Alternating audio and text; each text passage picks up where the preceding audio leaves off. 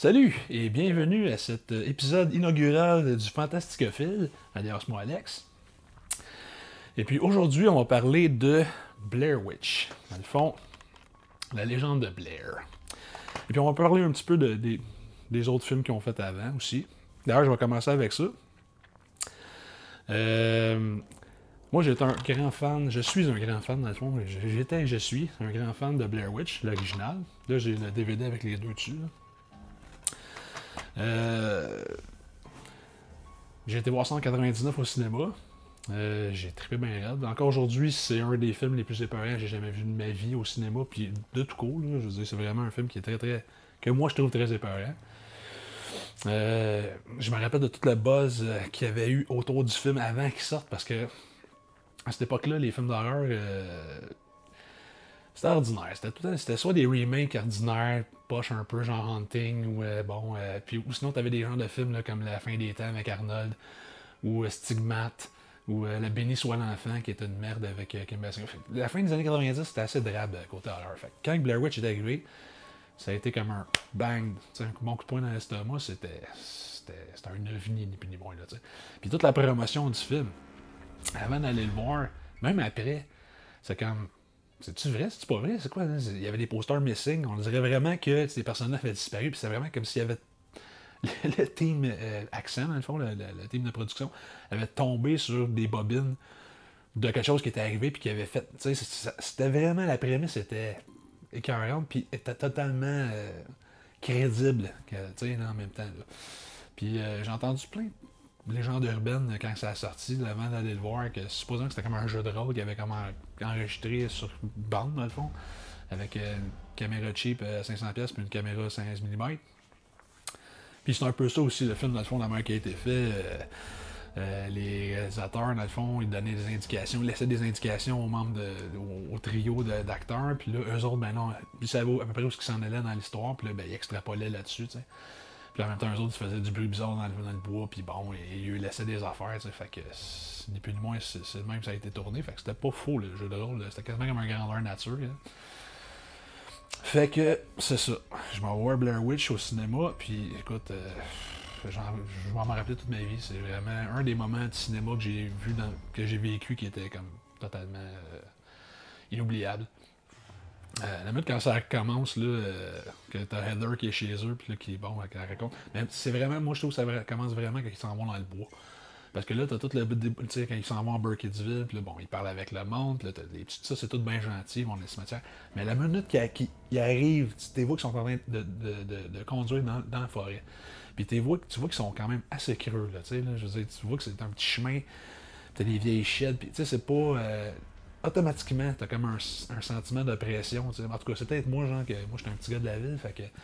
Moi, la minute que je m'en vais en forêt ou des affaires de même, là, quand je m'en vais dans le creux, là, on dirait que tout de suite, j'ai comme un sentiment opprimant, tu sais. Fait que là, ils rentrent dans le bois, puis là, ils lâchent le champ, puis là, ils s'en vont vraiment, puis là, c'est comme, c'est là que ça commence, tu sais. Puis là, je ferai pas un résumé du film, tout le monde a vu le film, là. En tout cas, j'espère que tout le monde, si vous n'avez pas vu ça, allez l'écouter, là. Mais tu sais, notre trio de documentaristes se retrouvent poignés dans le bois, bon, ils se mettent à tourner en rond, ils savent plus trop ce qu'ils s'en vont, ils perdent la map, bon, il arrive un paquet d'affaires. Des scènes préférées, moi, une de mes ultimes scènes, ben je dirais la scène du film, tant qu'à moi, pour moi, qui m'a vraiment comme fait presque pondre dans mes culottes, c'est quand ils sont couchés dans la tente la nuit. Puis là, il est arrivé un paquet d'affaires. Ils ont trouvé des tumulus de roche devant leur tente. Parce que c'est comme échelonné, là, tu sais. Je veux dire, ils trouvent les tumulus, après ça, bon, là, ils trouvent un genre de cimetière en roche dans la forêt avec comme des roches après les arbres. Puis là, après ça, ils tombent sur la genre de forêt des stickmen, comme on appelle, là, les genres de petits bonhommes. Le petit bonhomme en bois, là, qui est devenu symbole du film, de la mythologie. Puis là, après ça, je pense que c'est pas longtemps après ça, la scène qui sont couchés en pleine nuit, puis là, Mané, t'entends des voix d'enfants. Écoute, c'est abominable. Encore aujourd'hui, j'écoute ce film-là, puis ce bout-là, il me glace le sang.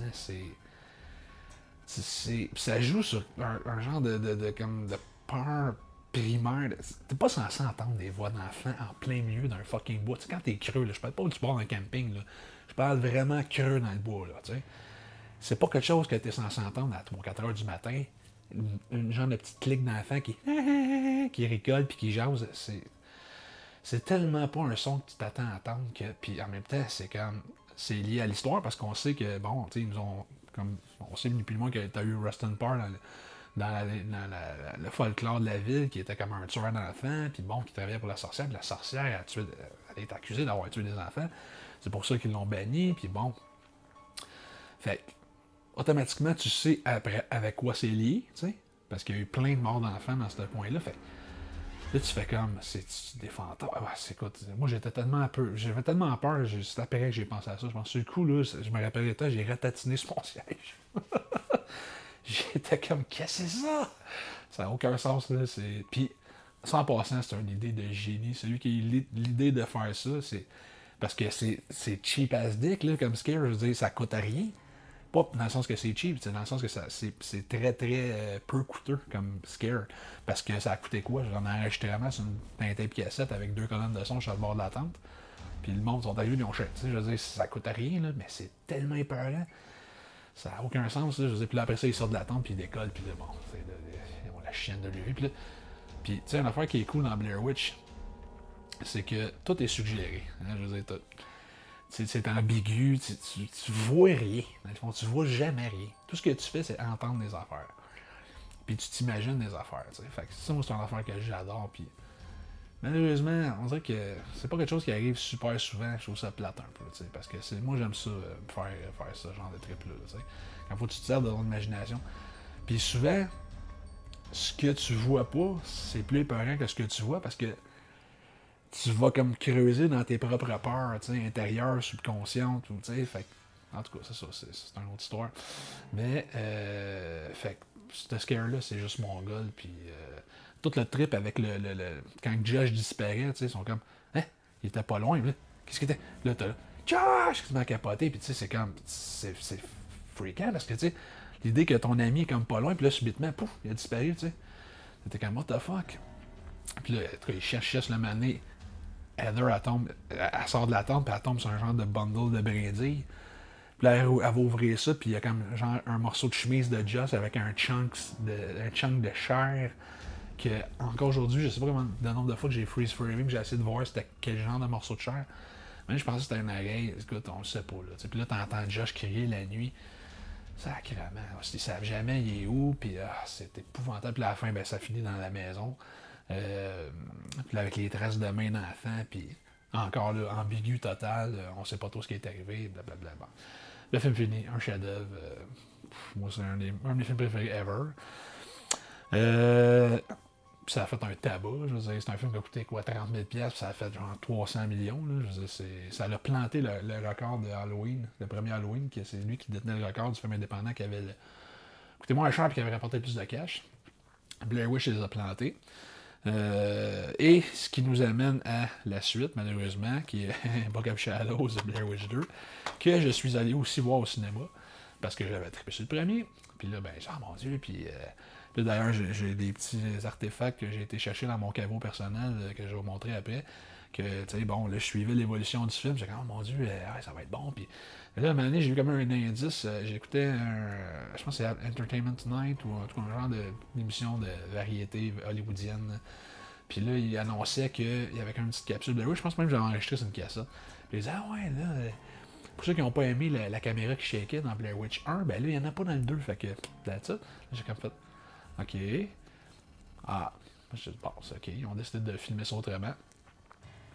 Et, le jour fatidique, on s'en va au cinéma, moi avec mon partner de film. Puis on s'assit, puis là, la minute que le film commence, puis comme la tourne de Marilyn Manson qui commence, je vais être comme, ok, c'est ça, ça va être un genre de film d'horreur pour les néo-gothiques des années 80, des fin 90. Puis c'est exactement ça. C'est tout le contraire de ce que le premier. Le premier, hein, c'est tout suggéré, tout est ambigu. Puis c'est vraiment comme l'ambiance, mais le deuxième, c'est il n'y a rien de suggéré, tout est montré. Tout est vraiment souligné au marqueur. Il y a comme pas. pas vraiment d'imagination. C'est comme en tout cas. Ils ont essayé de faire de quoi de bizarre un peu, mais ça marche pas bien. Moi, la seule affaire que je dirais que j'aime dans Blair Witch 2, puis je l'ai écouté il y a pas longtemps, puis c'est moins pire que ce que je me rappelais, mais c'est pas très bon en plus. C'est. J'aime l'idée originale. L'idée que. La base de l'idée aurait fait une bonne suite. Il aurait pu faire une bonne suite si ça avait été mieux fait. Euh, c'est l'idée que les fans du film, ceux qui ont été voir le film, qui ont trippé main raide, qu'il y ait comme un genre de pèlerinage vers les lieux du tournage, qui est Burkittsville dans le fond, là, puis les environs. Puis ça, cette idée-là que j'aime ça, parce que ça arrive dans la vraie vie. Je veux dire, partout où il y a des endroits, un des plus connus, mettons, un exemple fameux, ça serait Amityville. Amityville, qui est une maison que ça fait quoi, 40 ans là, que c'est arrivé cette affaire-là. Ça fait plus de 40 ans l'histoire des DFO, mais l'histoire des luttes, ça fait ça 40 ans. Là. Puis encore aujourd'hui, il y a encore du monde qui se pointe devant la maison, comme ah, c'est la maison d'Amityville. Ils ont changé les fenêtres, ça sert à rien, il va toujours avoir du monde qui va se pointer là. Pauvre monde qui vit dans cette maison-là. Je veux dire, moi, ça, c'est une affaire que, petite parenthèse, je comprends pourquoi que le comté a juste pas racheté la maison. Si j'étais le comté d'Amityville, je ferais comme, regarde, on va racheter la piole, on va en faire une attraction, puis on va faire du cash avec ça. Parce que de toute façon, les luttes en ont fait du cash avec ça. Fait que je vois pas pourquoi que le comté en ferait pas, ils se font écœurer avec ça depuis 40 ans. Fait que, that's it. Mais, ça pour dire que, il y a un pèlerinage qui s'est effectué, puis ça va même faire dans l'idée de base de Blair Witch, c'est ça, c'est que là, t'as tous les fanatiques de Blair Witch, les métalleux, gothiques, whatever, qui se pointent là pour aller voir, puis là, qui écœurent le pauvre peuple de Burkittsville qui est un petit bled tranquille, là, ils sont comme, hey, what the fuck? Fait que ça, c'était bon. C'est juste que ce qui a été fait avec l'idée, c'est moins bon un peu, là. Puis les personnages qui sont fucking gossants. Moi, la petite sorcière, là, tape ses nerfs bien raide. La gothique, ben, quand même, je la trouve relativement chaude, fait que c'est pas grave. Mais, tu sais, en général, les personnages sont comme, tu sais, les deux autres tweets avec leur thèse, là, puis ils s'en vont là-bas. Puis là, c'est comme un orgie de débauche, là. Ils fument du weed, ils boivent de l'alcool. Il n'y a rien qu'ils font pas, là, tu sais, là, c'est vraiment, là, comme si cette génération-là, c'est tout ce qu'on faisait là, dans ce temps-là. Là, fait que c'est comme en tout cas, c'est sûr. Fait que c'est ça. Fait que Blair Witch 2, c'était pas le franc succès que ça aurait pu et ça aurait dû être.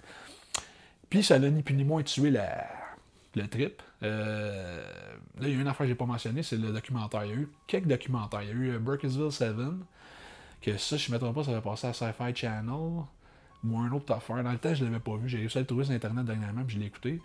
Puis il y avait aussi The Curse of the Blair Witch. Curse of the Blair Witch, c'est un genre de faux documentaire qui avait fait un peu style dossier mystère, pour ceux qui se rappellent c'est quoi, avec Jean Coutu. Hein? C'est la version québécoise de Unsolved Mysteries. Mais c'est sûr, ils ont comme engagé des acteurs, puis bon, il y en a un qui fait le grand-père d'Heather, l'autre la mère, l'autre la sœur, l'autre la blonde. Puis, ni plus ni moins, c'est ça, là, il explique la mythologie de la sorcière, hein, que Lily Kedward, c'est arrivé, bon, dans le temps des colons, puis là, bon, elle s'est fait expulser, elle s'est fait traiter de sorcière, ils l'ont attachée après un arbre dans la forêt. Ils sont allés pour retrouver son cadavre, elle était plus là, puis là, les enfants continuent à disparaître, puis depuis ce temps-là, bon, blablabla, The Curse of the Blair Witch. Fait que ça, c'était cool. On a essayé de faire ça, une couple de petits cossins pour agrémenter ça.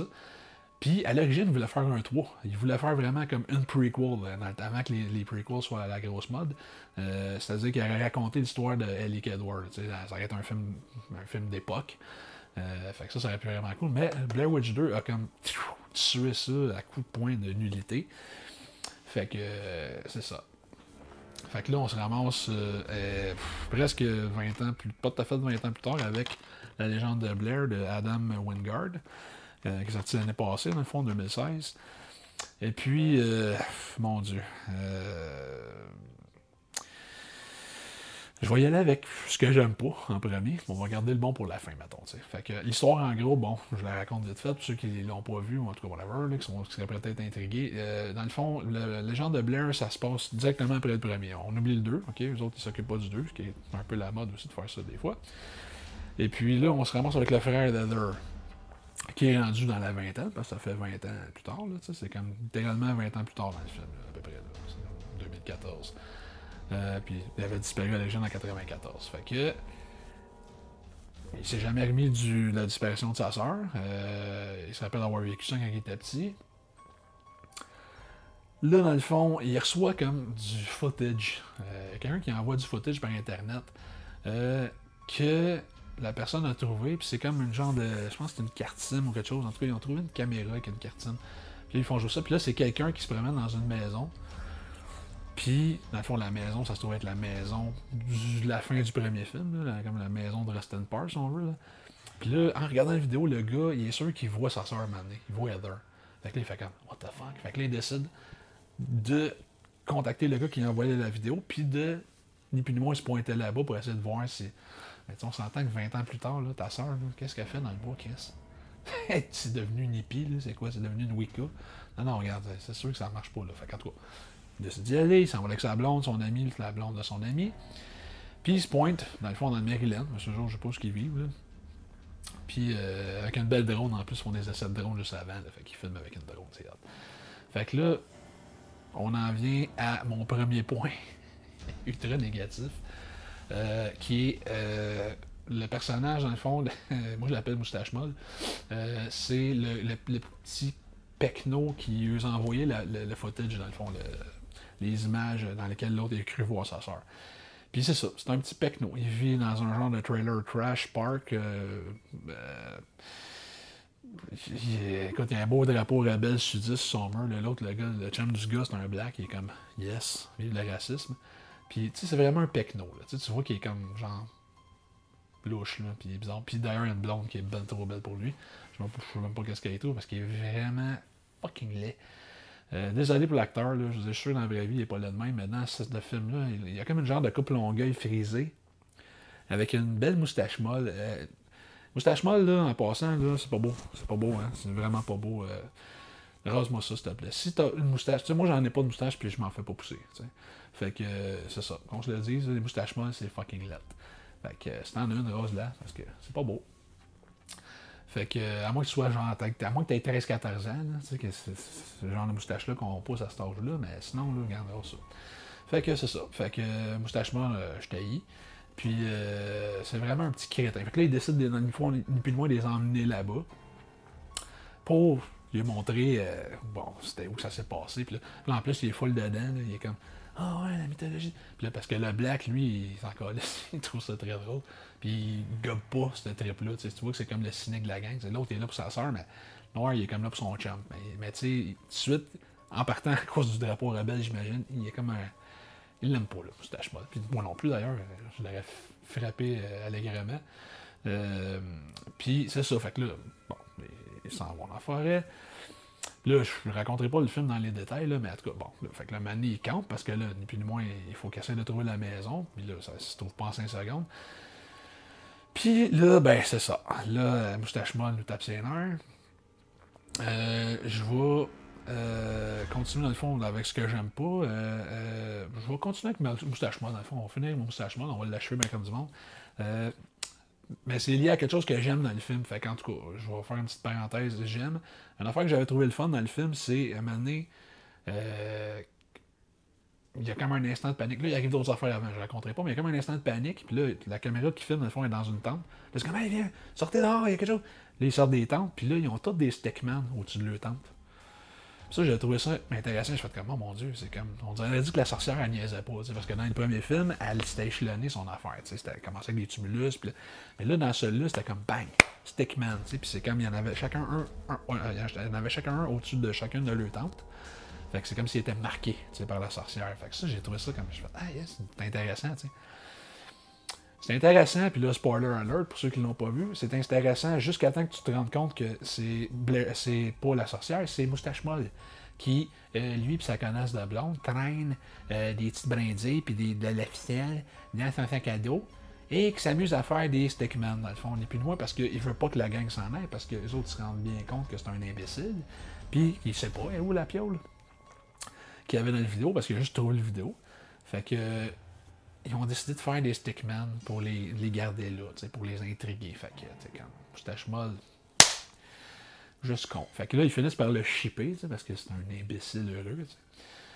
Fait que là, j'en reviens, j'ai fait une petite parenthèse stickman cool. Là, j'en reviens à ce que j'aime pas dans le film. Deuxième chose à part Moustache Molle, parce que là, je pense que je l'ai tué. Le bruit dans le film. L'emphase Quand ils s'en vont dans la forêt, puis qu'il fait noir, parce qu'il y a toujours un bang, hey, je vais aller pisser, je reviens, ça pas long. À ce classique années 80, vendredi 13. Puis là, la sorcière n'est plus de moins comme les tracks. Mais la sorcière, elle pèse à peu près 300 millions de livres. Elle doit mesurer 40 000 pieds. C'est un géant.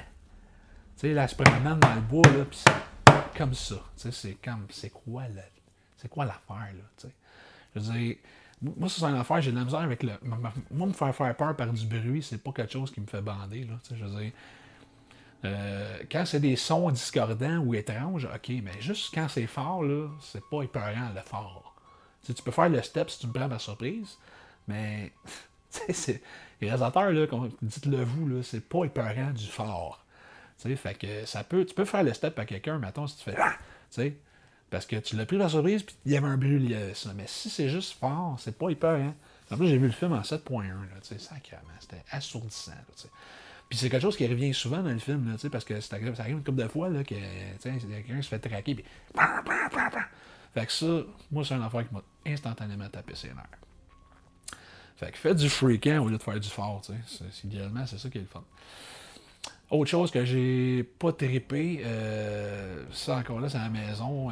C'est lié à la maison, dans le fond, parce qu'à la fin, ils finissent par trouver la piole, là, parce qu'il y a bien des affaires entre ça, mais en tout cas. La maison, dans la maison, le film original, la maison, c'est une maison abandonnée. T'sais, dans le nouveau film, c'est un production designer qui l'a fait. T'sais. Fait que c'est très beau, ça a l'air d'une crise de belle maison hantée. Ça ferait une super belle maison hantée d'Halloween. Puis le dedans est juste trop parfait, là, c'est délabré, décomposé. Mais c'est justement ça le problème, c'est que c'est trop beau. T'sais, ça paraît que c'est. Parce que la maison originale, c'est une maison. C'est juste une piole qu'ils ont trouvée. Là. Puis c'était abandonné, fait que c'était juste parfait. Là. Ils ont juste mis des traces de main d'enfant, puis ils n'ont rien eu à faire. T'sais. Fait que, mais ça, tu peux pas construire ça des affaires de même. Ça se construit pas des maisons abandonnées, ça se trouve. Fait que elle est bien belle la maison, mais c'est comme un peu trop, j'ai trouvé. Puis ça ressemble pas pantoute à la maison du premier. Fait que moi, il y a toujours comme une distance. Quand il y a un manque de continuité de même, c'est comme les maisons Myers dans les films d'Halloween. Hein, ils sont jamais pareils. Fait que t'es comme, ah, tabarnak. Ça me semble que c'est pas compliqué. Les masques aussi, Myers, ça va faire. Jamais pareil. Fait que la maison, dans le fond, elle est super belle. Elle est labyrinthique. Ce qui est pas pas dans la maison originale. La maison originale, c'est une piole. T'sais. Mais là, celle-là est juste trop bien faite. C'est vraiment comme une maison d'Halloween. Tu te promènes, puis j'en ai fait des maisons, puis c'est le même layout. Tu te promènes, puis c'est comme. C'est un labyrinthe, là, tu sais. Fait que moi, cet aspect-là m'a comme débuzzé un peu. J'étais comme, bah, mon Dieu, c'est juste trop parfait. Il y a une scène dans la maison qui m'a fait freaker parce que moi, je suis claustrophobe. Fait qu'à un moment donné, il faut que la fille est dans le sol, puis elle passe dans un genre de trou, là. Un genre de tunnel. En tout cas, je décrirai pas. Je rentrerai pas dans les détails, mais c'est vraiment. Moi, ce bout-là, j'ai trouvé ça dégueulasse. Hein. Mais ça, c'est parce que c'est moi. Mais la maison m'a déçu un peu. J'ai pas trippé plus qu'il faut. Puis, une autre affaire aussi, que probablement, dans le fond, la dernière affaire qui m'a comme gossé, c'est la fin. Quand elle est dans la maison, puis là, elle filme. Parce qu'on voit, maintenant, la sorcière, on l'entrevoit une couple de fois. C'est comme un genre de grande affaire. Là. Tu l'entrevois que petite seconde, tu sais. Puis ça, moi, j'ai trouvé ça quand même pas pire. Mais à la fin, la fille, dans le fond, est comme en train de filmer en arrière d'elle. Puis c'est littéralement volé de Rec. Tu sais, Rec, le film de 2007. Ça fait 20 ans, ça fait 10 ans cette année, 20 ans. Ça fait 10 ans cette année. Rec est un monument, moi je trouve, du fan footage. Je vais faire un spécial fan footage éventuellement, parce que je suis un grand fan.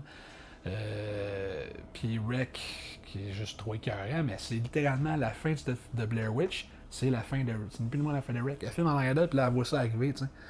Mais Rec, c'est en night vision, mais littéralement, ça vient de là. J'ai écouté le film, puis j'ai comme. Ok, bonjour Paco Plaza, tu sais, c'est comme yes. Fait des petites affaires dans même qui m'ont gossé, là. Mais là, je vais y aller avec ce que j'ai aimé. Fait que j'ai déjà parlé de l'affaire des Stickman, ça, j'ai trouvé ça très cool. Premièrement, l'affiche du film, débile. Je veux dire, celui qui a pensé à ça, là, le fait que les armes se rejoignent puis qu'ils fassent le Stickman, moi, je trouve ça génial.